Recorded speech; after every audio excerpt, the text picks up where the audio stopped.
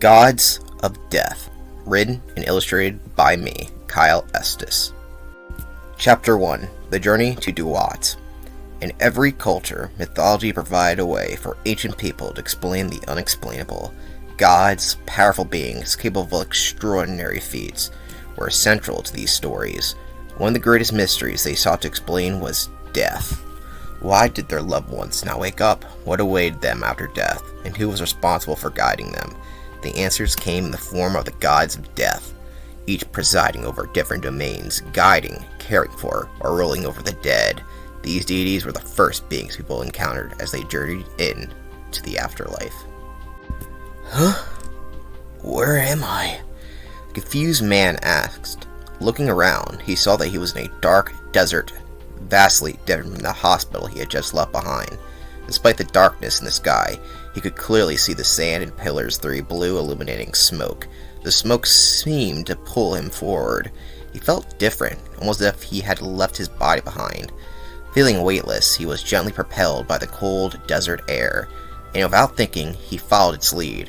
For the man known as Omar, realization came quickly to him that he had passed away and was now in the afterlife.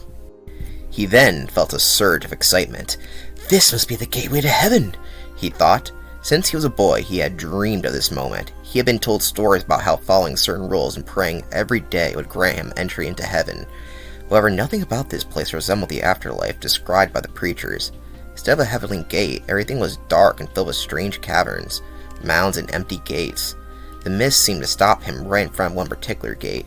Looking up, he saw numerous pictures depicting strange characters with the bodies of men but the heads of animals. This can't be right, he thought. I always believed that was just mythology, not the true religion. He stared at the gate for a long time, unsure of what to do next. It wouldn't budge, and he wondered if a magic word might do the trick. Dropping to his knees, he began to pray, hoping it would work, but nothing happened. He remained there for a while until the wind from before whispered something. The answer is Anubis. Anubis? He repeated in confusion. At that moment, the gate opened. He looked back up at the carvings, noticing the mist disappear into the carving of a man with the head of a jackal. That must be Anubis, he thought. Hope I don't run into that guy. Omar is not a fan of dogs, let alone a jackal. He ventured through the gate into a dark room, dimly lit by torches lining the path. As he moved forward, the torches behind him extinguished, leaving him in an ever-deepening darkness. His nerves heightened as the journey through the passageway seemed to stretch on for hours. He had lost all sense of time in this strange area. He just wanted to be free of it. Finally, he saw it. A large figure dressed in ancient garb. What stuck out the most was this figure's head. It was the head of a jackal. "Oh my God! I'm in hell!" Omar shouted. "This isn't hell, Omar," the figure replied sternly. "Welcome to Duat. I am Anubis, and I will be judging your heart."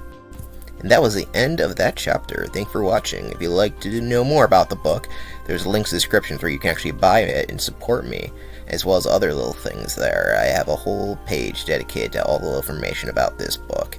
I will be reading more next time, so stay tuned for that. In the meantime, stay safe.